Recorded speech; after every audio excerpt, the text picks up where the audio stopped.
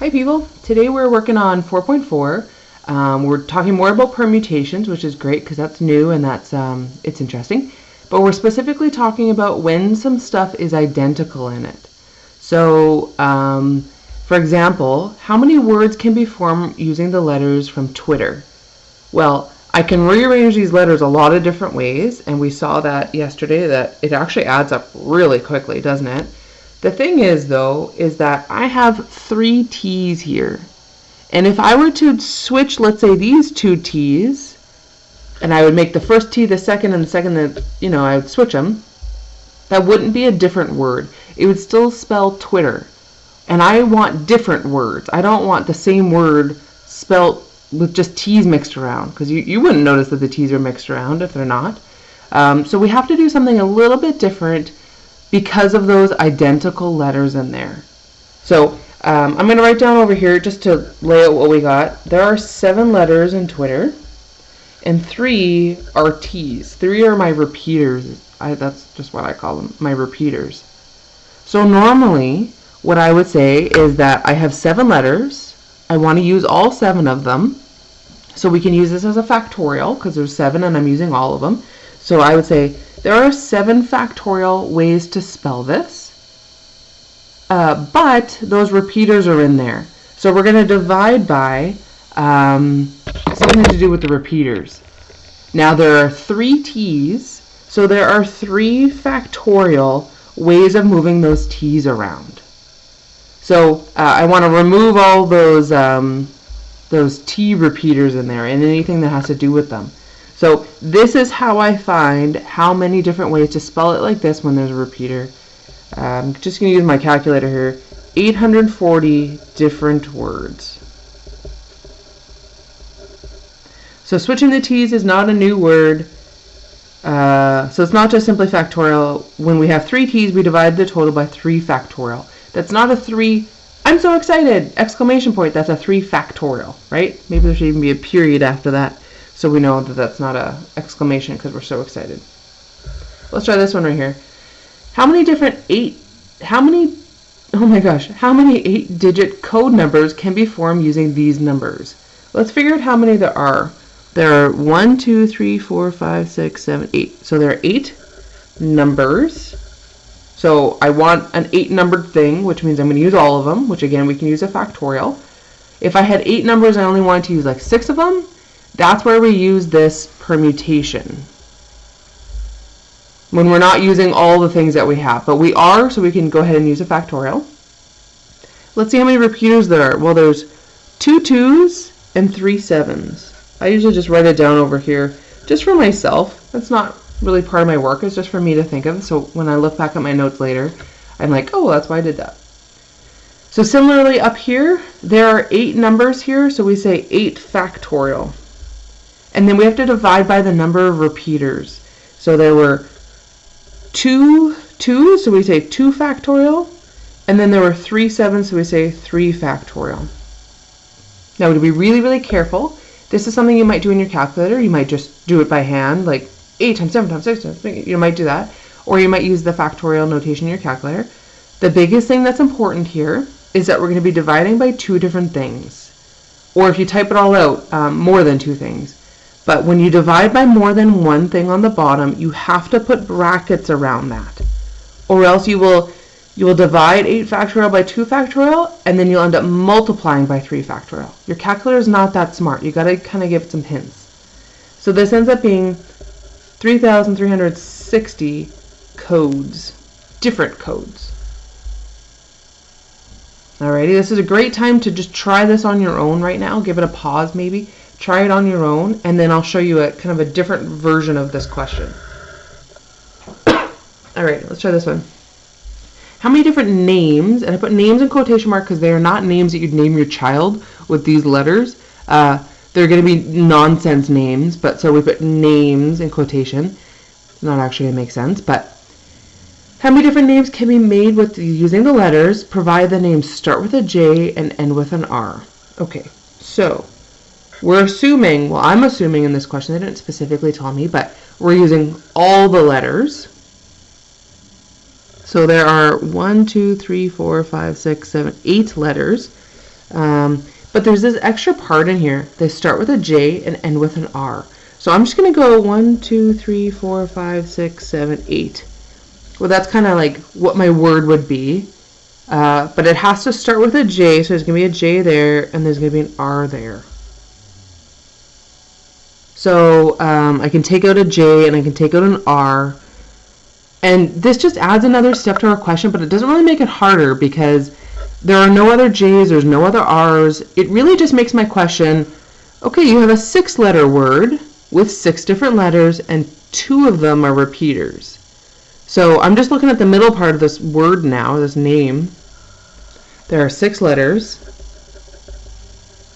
2 T's, so 6 factorial over 2 factorial, which is 360 different names.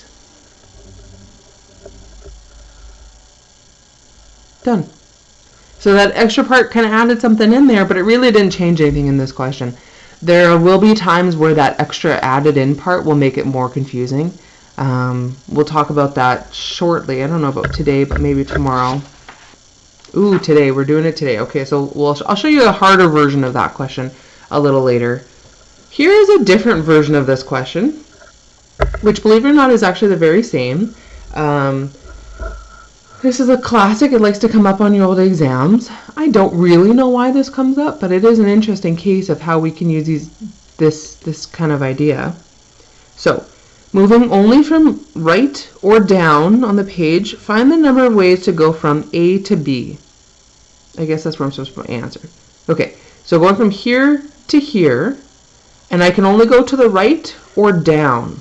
I can't go to the left. And the reason I can't go to the left and I can't go up is because I could go in like these stupid circles for the rest of my life and there'd be an infinite number of ways to get there because I could go in circles for the rest of my life and then get there eventually. So that's the reason we can only go down or right.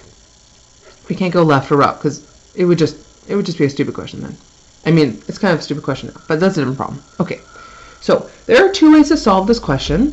One way is marking up our page here, and the second way is kind of doing a little equation.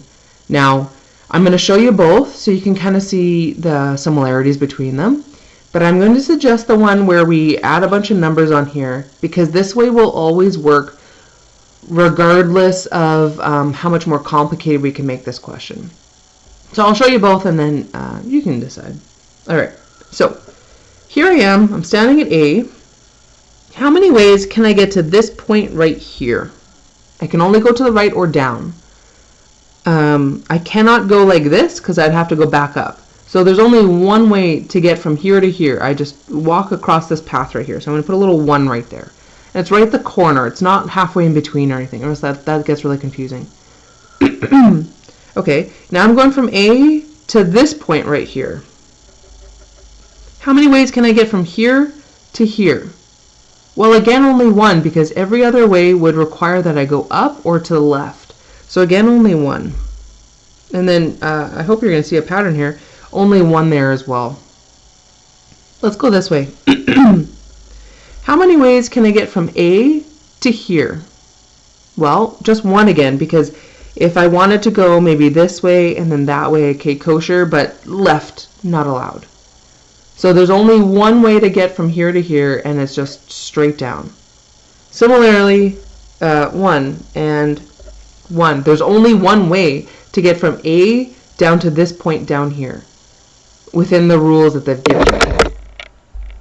Okay, now let's go to the middle of the square, right here. How many ways can we get from A to here? Well, here's one path, 1. Here is a second path, 2.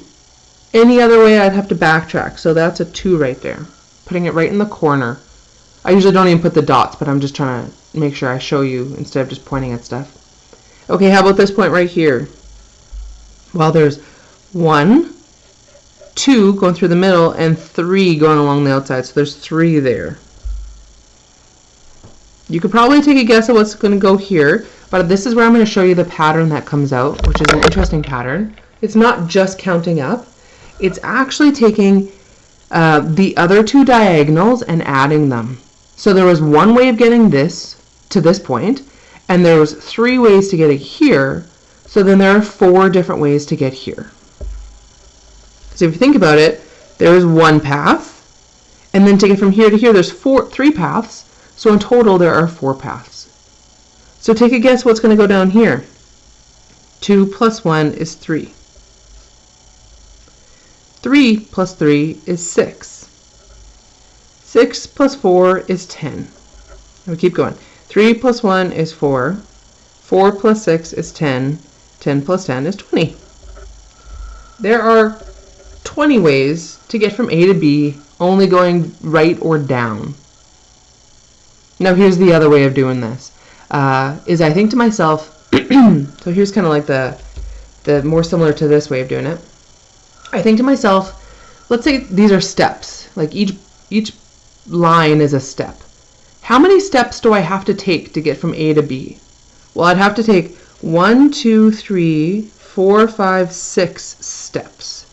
No matter which way I go in here, if I went kind of through the middle somehow, it would still be 6 steps. So like 1, 2, 3, 4, 5, 6. 6 steps. I just don't know what order those steps are in. Like if I'm going left, right, down, down, down, right, like I don't know. So we call that 6 factorial. 6 different things we're going to do. And then my repeaters.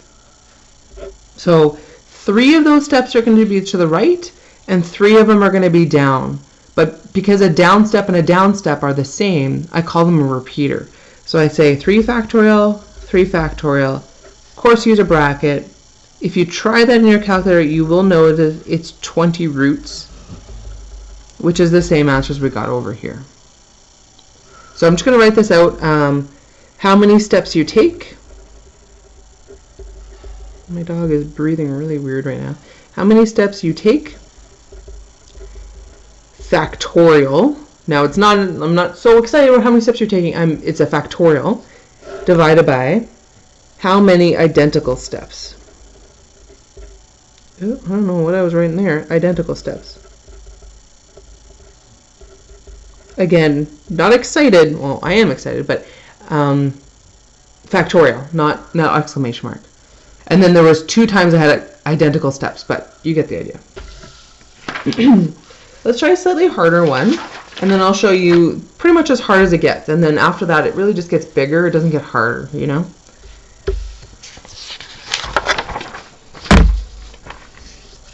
All right, so here's the slightly harder one. I'd call this a level 2 maybe.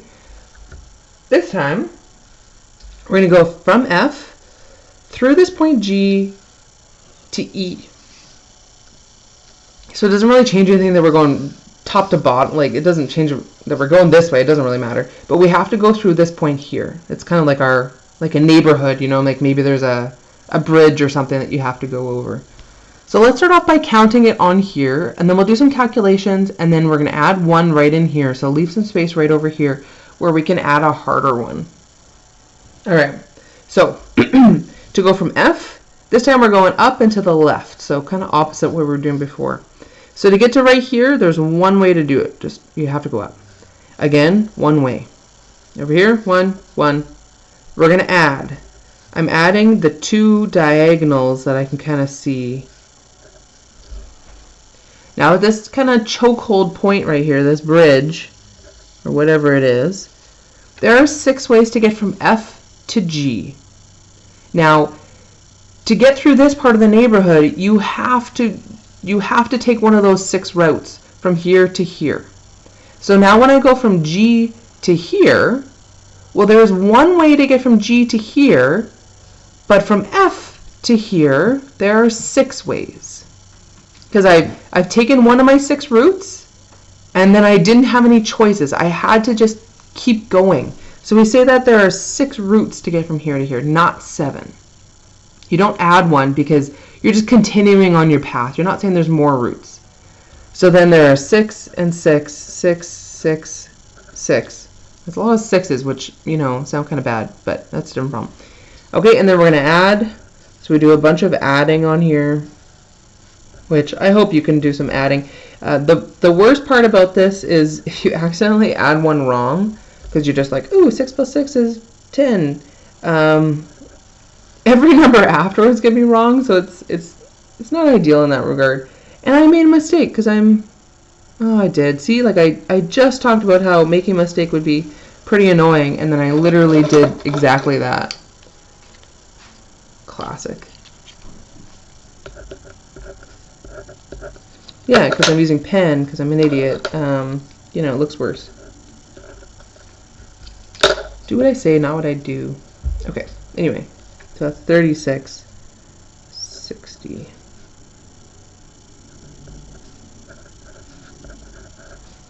So there are 120 different ways to do this. Now, to do it algebraically, I'm going to do it right up here. Maybe I'll add this in here, 120. We're going to think of this one, and then we're going to think of this one, and then we're going to multiply. So just starting down here, there are 1, 2, 3, 4 steps I'm going to have to take. I don't know what order they're in, so 4 factorial divided by 2 steps to the left and 2 steps up. So 2 factorial, multiplied by, now I'm looking at this one, there are 1, 2, 3, 4, 5, 6. It's actually very similar to the last question. 6 factorial over 3 to the left and 3 up. Throw all that in your calculator. You make sure you throw some brackets around when you divide. You would get 120 roots. Give that a shot if you want to just, you know, test me. Now, this is all great. At this point in my mind, both methods are equal. I like both just fine. Here's where I don't like both just fine, and I'll show you this one right here. Oh, there's like a jet going overhead right now. It's interesting.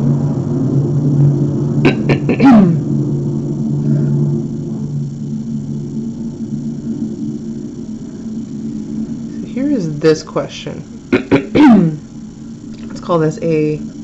Let's call this B, and I'd like you to add this in because it is a hard question, and I don't love trying to do it this way. I actually don't know how to do it this way for this type of question, where it's basically this, but there's an overlap. I actually don't know how to do it that way. I don't know if there is a way to do it that way. Maybe I'm just not smart. That's very possible. But I definitely know how to do it this way on this question. So I'm going to do it this way. So we're going to go from A to B. It doesn't really matter which way you go, actually, but we'll just go, you know, top to bottom. So there's one way to go each of these directions. That's easy. Then I'm going to add up kind of the parts in here. That's also easy. That's nothing interesting. What does get interesting is where we get to this overlap part. So you still look for your diagonals as much as you can. So for example, right here, 3 plus 3 is 6. 6 plus 4 is 10. Just filling out those areas. And now we have this kind of jutted out spot. But we're going to treat it exactly the same as we did over here. If there are 10 ways to get from A to here, they're going one little step further. There's only one way to get there. You have to kind of continue on your path. You're not going to say 11, you're going to say 10. And again, 10. And then we just fill out the rest of it just as we normally would. And I made a mistake. How do I keep doing this? Oh, shoot, no, this is a different question. I was thinking, like, why isn't it 120? But no, this is just a different question. That's why. Man, I'm not doing so good today, am I? So, I don't have a way of doing it this way.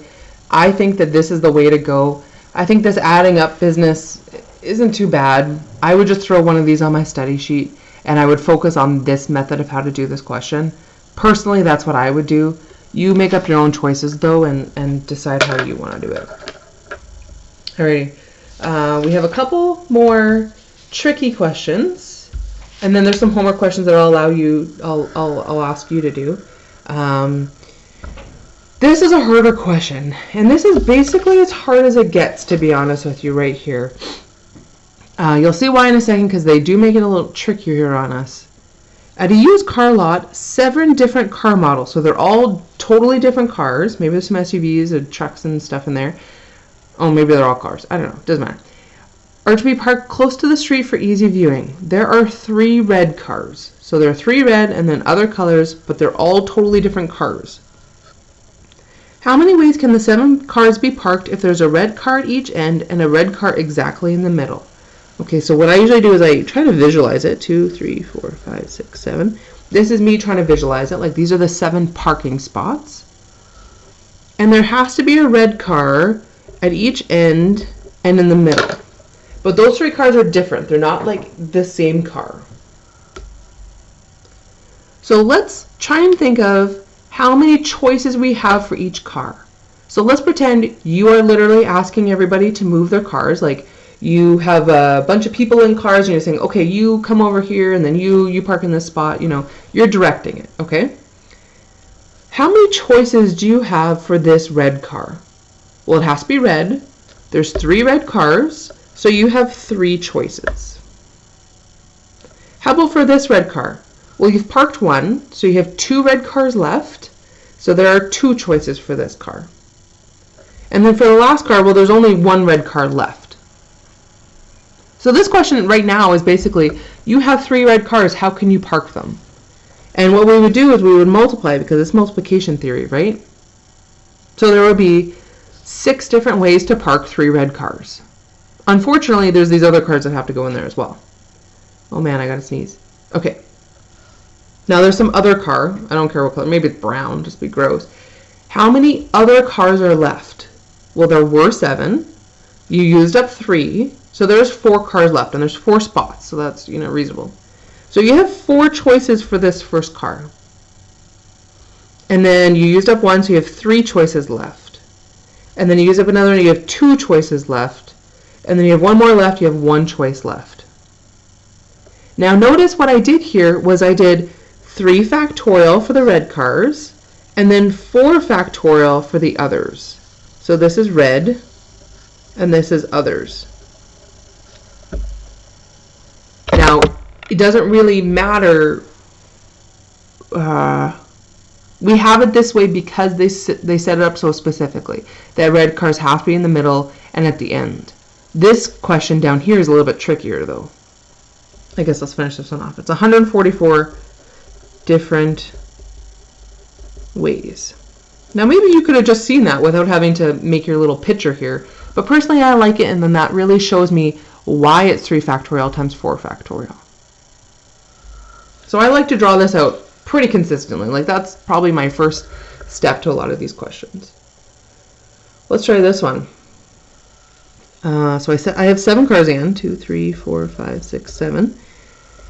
How many ways can the cars be parked if all 3 red cars must be parked side by side? That makes this a lot harder. So they have to be parked side by side, but they don't say they'd have to be first. They could be at the end or at the beginning or in the middle somewhere. I'm just going to put my red cards at the beginning for just a sec, just so we can kind of look at it. Now, let's just deal with the red cars for a second. So there are 3 red cars. There are 3 factorial ways of doing red cars. So there's 3 choices, 2 choices, 1 choice. I'm going to make that block of red cars, I'm going to make that like a block in my mind. Like they're stuck together. They have to be next to each other.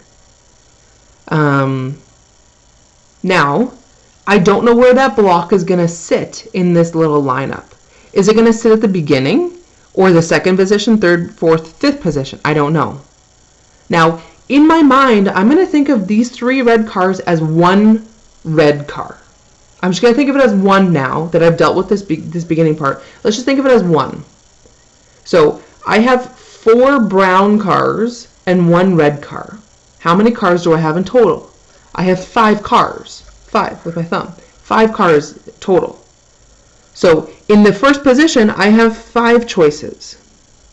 And then I use up 1, there's 4 choices. And then use up 1, there are 3, 2, 1 choices. So there are 5 factorial ways of placing this block of red cars and the 4 others. So this is all. So then my total is, oh, and I didn't do that one yet. Let's see.